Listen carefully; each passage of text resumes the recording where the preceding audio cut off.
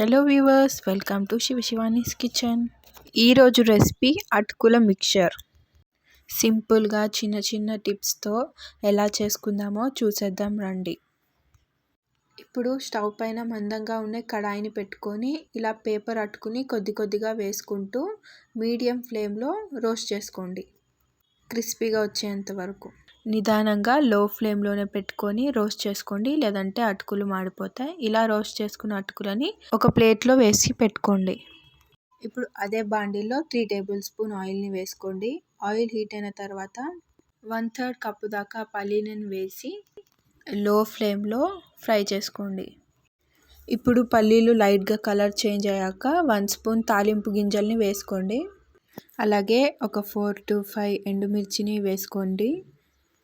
ఎండుమిర్చి వేగేంత వరకు ఫ్రై చేయండి. ఎండుమిర్చి వేగాక జీడిపప్పుని వేసుకోండి. అలాగే చిటికెడు పసుపు, రుచికి తగ్గంత సాల్ట్ వేసుకొని బాగా మిక్స్ చేసుకోవాలి. ఇప్పుడు 1/2 కప్పు పుట్నాలను వేసుకొని మాడిపోకుండా ఫ్రై చేసుకోండి.